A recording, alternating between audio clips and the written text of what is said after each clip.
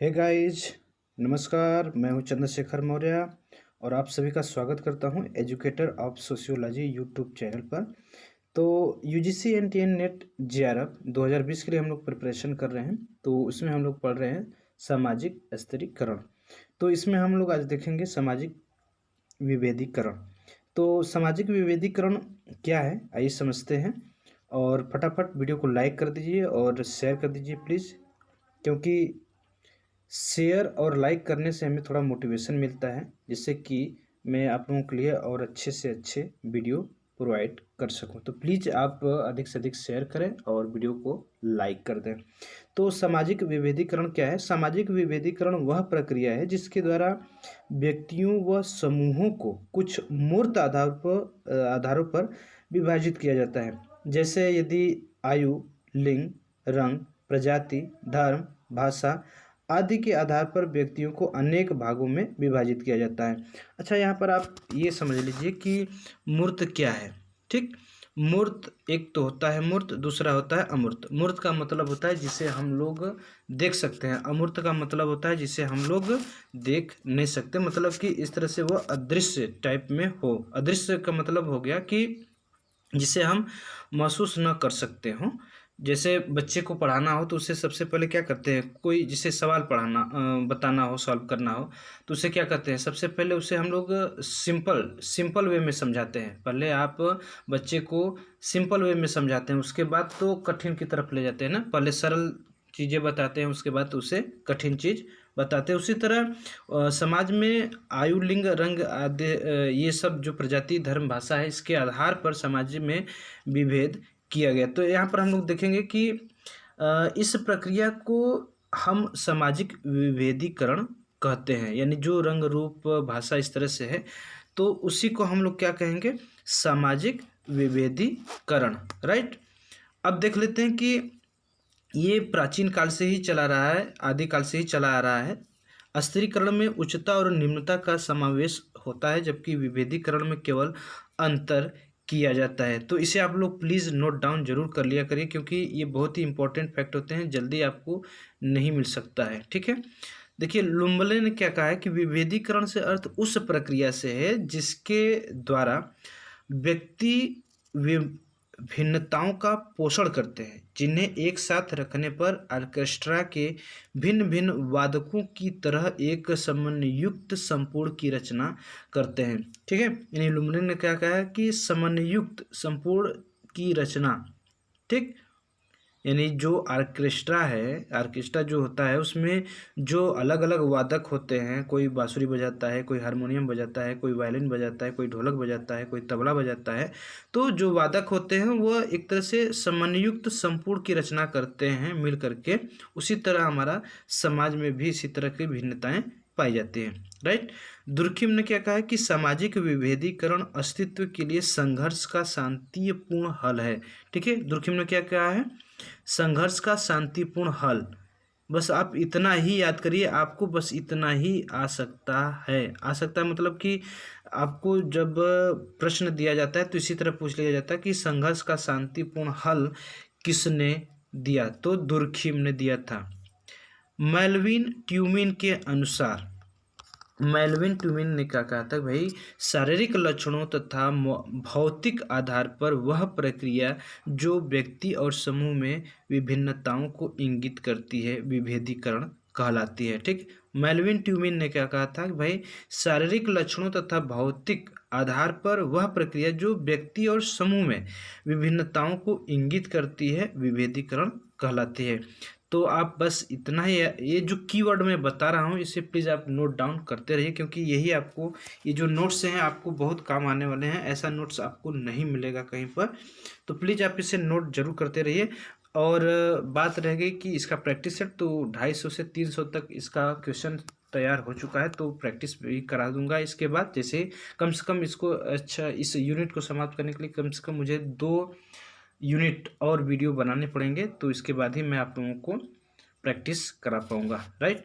तो Melvin Tumin ने क्या कहा था कि समूह में विभिन्नताओं को इंगित करना। ठीक, इसमें क्या क्या हो सकता है, शारीरिक लक्षण, भौतिक आधार पर मतलब व्यक्ति के अंदर जो विभिन्नता है इंगित करती है, वही क्या है, विभेदीकरण है। विभेदीकरण का अगर मैं शाब्दिक अर्थ बताऊं तो विभेद करना, जैसे कहते हैं ना, ये काला है, ये गोरा है, इसे इंग्लिश आती है, इसे हिंदी आता है, इसे संस्कृत आता है, इसे उर्दू आता है, मतलब इस तरह से जनरली, मतलब जो जैसे इंडिया में अलग अलग धर्म के लोग रहते हैं, कोई हिंदू, मुस्लिम, सिख, ईसाई, जैन, तो ये क्या है, विभिन्न लोग हैं, ये यही तो है विभेदीकरण, विभेद है, मतलब अलग अलग लोग हैं, ठीक है। मतलब विभेदीकरण का मतलब यह हो गया कि लोगों को अलग अलग नामों, जैसे किसी का नाम क्या है, किसी का मतलब, अगर हम लोग फल की बात करें, फ्रूट्स की, तो मैंगो, तो जैसे ही मैंगो का नाम आता है हम लोग ग्रीन ग्रीन समझ लेते हैं, बस खट्टा।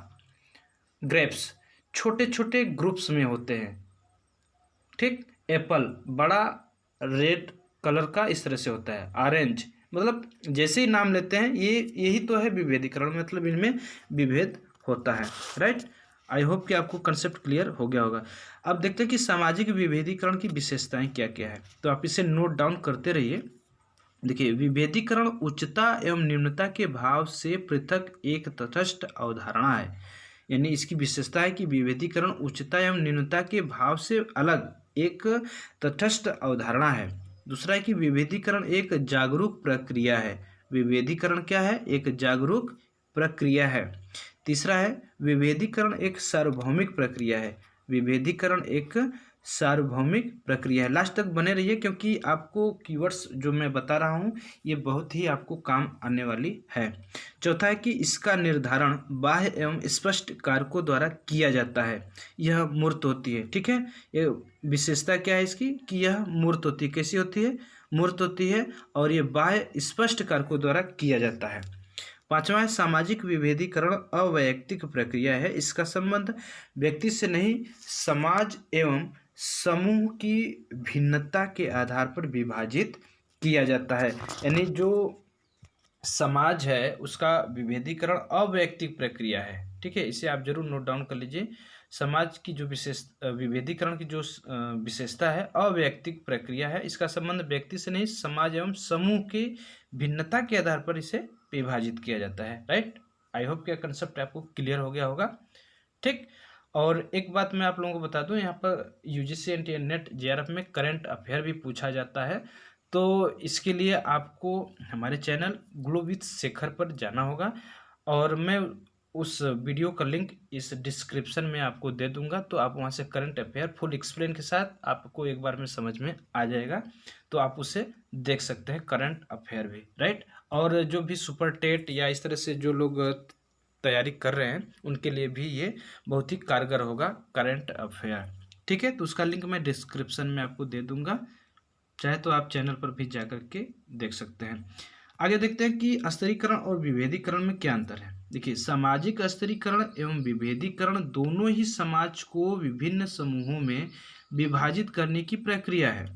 ये एक दूसरे के पूरक होते भी हुए भी परस्पर भिन्नता लिए हुए हैं। देखिए, स्तरीकरण का मतलब क्या हो गया, स्तरीकरण का मतलब भी होता है कि एक स्तर, मतलब स्तर का मतलब हो गया कि उच्च नीच की भावना, और विभेदीकरण का मतलब भी वही हो गया, उच्च नीच की भावना, मतलब ये दोनों एक दूसरे के पूरक होते हैं। लेकिन अगर मैं बात करूं, जैसे पहले जब अंग्रेजों का शासन रहा, तो उस समय क्या करते थे, वे विभेद करते थे, उनका भी विभेदीकरण होता था। मतलब इस तरह से वो गोरे होते थे और इंडिया के लोग काले होते थे, तो वो इस तरह से वो इनमें विभेद करते थे, और इनका स्तरीकरण होता था। इंडिया में भी कुछ लोग गोरे होते थे, उनको अलग करते थे, जो काले होते थे उनको अलग करते थे। तो ये स्तरीकरण हो गया, राइट। कंसेप्ट क्लियर हो गया।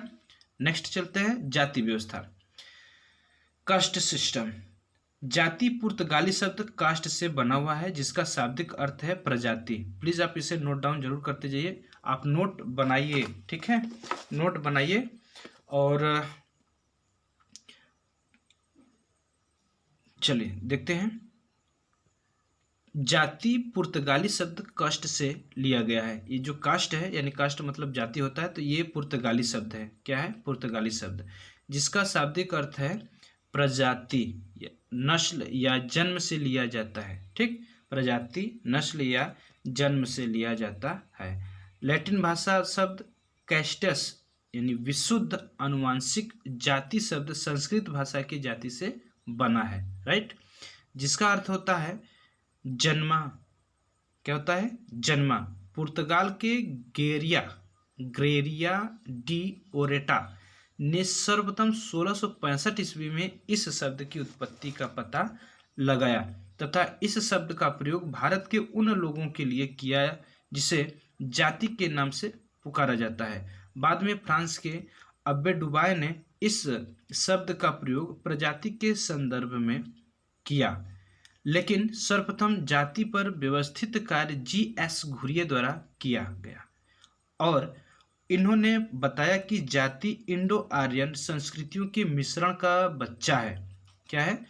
इंडो आर्यन संस्कृतियों के मिश्रण का बच्चा है, जो गंगा जमुना के दोआब का मतलब होता है जहाँ दो नदियाँ आपस में मिलती हैं, उसे दोआब कहते हैं। दोआब में जन्मा, पला, बढ़ा और यहीं से पूरे भारत में फैलाया गया है, राइट। जी.एस. घुरिये ने क्या कहा है कि जाति से तात्पर्य एक ऐसे संवर्ग से है जिसकी सदस्यता जन्मजात होती है और प्रत्येक जाति का एक नाम और उनकी अपनी एक जीवन शैली होती है। आपस में भोजन एवं सहवास पर प्रतिबंध रखते हैं। साथ ही साथ जाति एक अंतःविवाही परिवारों का एक समूह है जो शुद्ध अशुद्ध के विचारों को मानता है। इसलिए लुईस डुमा ने जाति का मुख्य धार केवल पवित्रता और अपवित्रता को माना है। बहुत इंपॉर्टेंट है, इसे आप नोट डाउन कर लीजिएगा। लुईस डुमा ने क्या माना है? पवित्रता और अपवित्रता माना है। अब देख लेते हैं जाति व्यवस्था की परिभाषाएं। तो सबसे पहले बहुत ही इंपॉर्टेंट है लुईस डुमा, तो इनको हम लोग पढ़ लेते हैं। लुईस डुमा ने क्या कहा था भाई कि जाति का सांस्कृतिक सोपान यानी उच्चता और निम्नता की दृष्टि से देखा है और जाति का केंद्रीय धार उन्होंने पद सोपान या स्तरीकरण को माना है, राइट। सांस्कृतिक सोपान का मतलब जो संस्कृति है यानी समाज में उच्चता और निम्नता पाई जाती है, जैसा कि मैंने अभी पहले बताया, तो इस दृष्टि से देखा जाता है। और जाति का जो केंद्रीय धार है, ये पद जो सोपान है, ये स्त्रीकरण को माना है, राइट। एफ.जी. वेली ने जाति को बंद सावयी स्तरीकरण माना है। एफ.जी. वेली ने क्या माना है भाई? जाति को बंद सावयी स्तरीकरण माना है। इसे आप नोट डाउन करते जाइए। प्रश्न कैसे बनेगा? बंद सावयी स्तरीकरण किसने माना है? तो एफ.जी. वेली ने माना है। किसने माना है? एफ.जी. वेली ने माना है।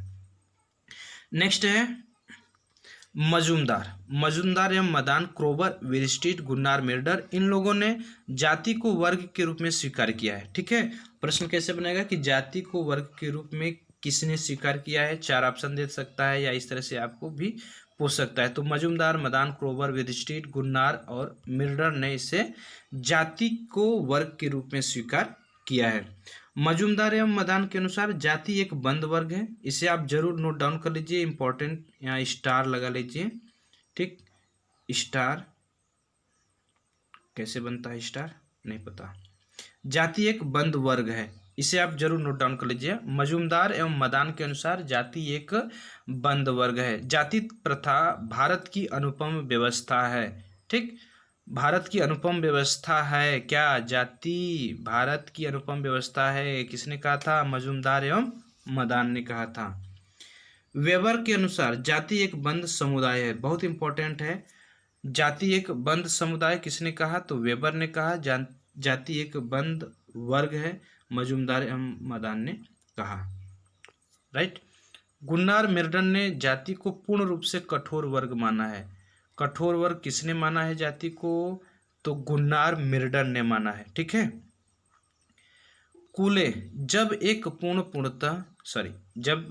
वर्ग पूर्णतः वंशानुक्रम पर आधारित होता है तो हम उसे जाति कहते हैं। ठीक, वंशानुक्रम पर आधारित वर्ग को क्या कहेंगे? जाति। किसने कहा? कूले ने कहा, राइट।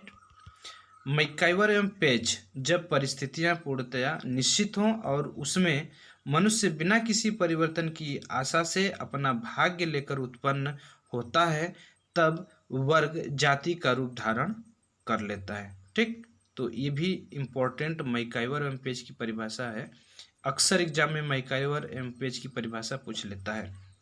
ठीक, तो अब यहाँ पर मैं आपको बता दूं, सिर्फ कीवर्ड बताऊंगा, अब ध्यान से देखिए, जो ब्लैक में है बस आप उसे ध्यान दीजिएगा। परिवारों या परिवारों के समूह का संकलन, ये जाति है। परिवारों या परिवारों का के समूहों का संकलन, ये किसने कहा था भाई? रिजले ने। ठीक। ठोस सामाजिक वर्ग किसने कहा था? तो लुंड वर्ग ने कहा था। किसने कहा था? लुंड वर्ग ने कहा था।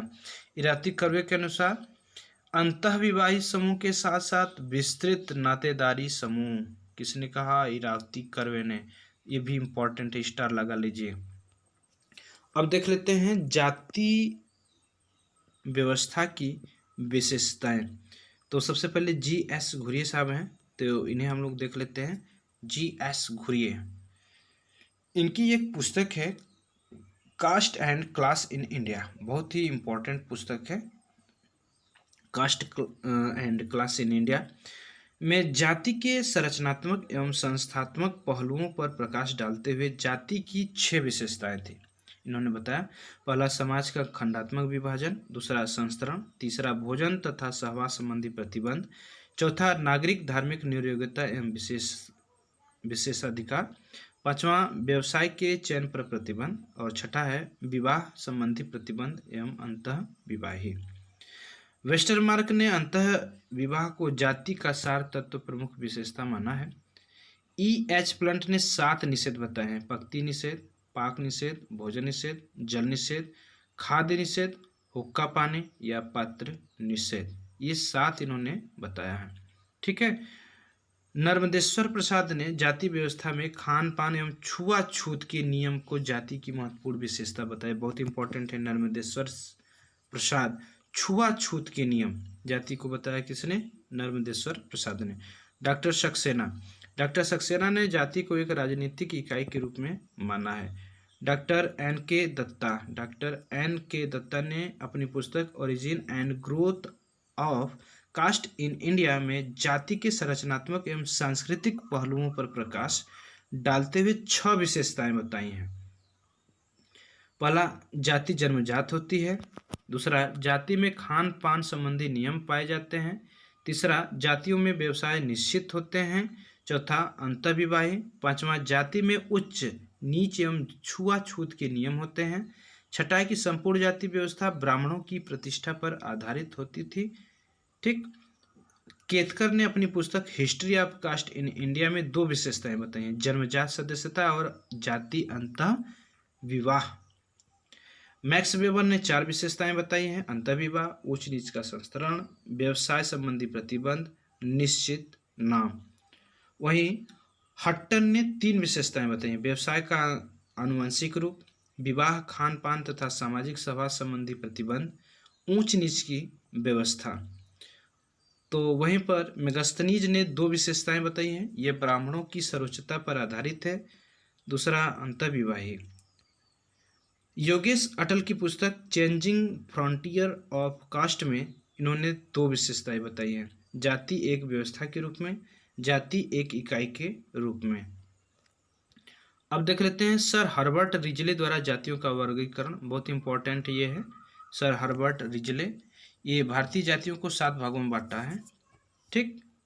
पहला कि जनजाति से बनी जातियां अनेक जनजाति सभ्य समाज से संपर्क में आकर जाति में बदल गई है, जैसे असम में डोम। ठीक है, असम में डोम। व्यवसायिक आधार पर बनी जातियां। तीसरा है कि सांप्रदायिक प्रारूप। इस प्रकार प्रजातियों का उद्भव तब होता है जब एक संप्रदाय के सभी लोग एक देवता पर विश्वास करने लगते हैं, जैसे मुंबई की लिंगराज जाति शिव। चौथा की वर्ग संकरों द्वारा बनी जातियां। पांचवा, राष्ट्रीय प्रारूप की जातियां। छठा, रीति रिवाजों से बनी जातियां। और सातवां है राष्ट्रीय प्रारूप की जातियां। राइट। नेक्स्ट देख लेते हैं जाति की उत्पत्ति के सिद्धांत। हट्टन जाति प्रथा की उत्पत्ति में टोटम, टैबू तथा माना संबंधी विचार ने जाति को जन्म दिया था। मैक्स वेबर ने जाति प्रथा की उत्पत्ति का सिद्धांत धर्म को माना है। किसको माना है भाई? धर्म को माना है। मैकाइवर के अनुसार उत्पत्तियां सदैव होती हैं। राइट, उत्पत्तियां सदैव होती हैं। D.N. मजुमदार ने इससे क्या कहा है कि जाति प्रथा एक अत्यंत जटिल संस्था है और प्राय एक शताब्दी के परिश्रम और सावधानीपूर्वक अनुसंधान के पश्चात हम निश्चित रूप से यह कह सकते हैं कि यह अनोखी सामाजिक संस्था अपने निर्माण एवं विकास के किन किन अवस्थाओं से गुजर रही है। ठीक, अब ये बहुत इंपॉर्टेंट है, तो आप इसका स्क्रीनशॉट भी ले सकते हैं, नहीं तो मैं इसे बता भी देता हूँ। जाति सिद्धांत के जो प्रतिपादक है परंपरागत सिद्धांत मजूमदार, राजनीतिक सिद्धांत अब्बे डुबाय, धार्मिक सिद्धांत हेकार्ट एवं सोवार्ट, व्यावसायिक सिद्धांत नेस्फेल्ड, प्रजाति सिद्धांत रिजले, आदिम संस्कृति सिद्धांत हट्टन, टोटम का सिद्धांत गिलबर्ट, गुप्त उद्योग धंधे का सिद्धांत स्लेटर और भौगोलिक सिद्धांत राइस। ठीक, तो हम लोग अब अगले दिन परंपरागत सिद्धांत, धार्मिक सिद्धांत, व्यावसायिक सिद्धांत, गिल्ड सिद्धांत, प्रजाति सिद्धांत, टोटम का सिद्धांत, आदिम संस्कृति का सिद्धांत, भौगोलिक सिद्धांत, ये सब पढ़ेंगे।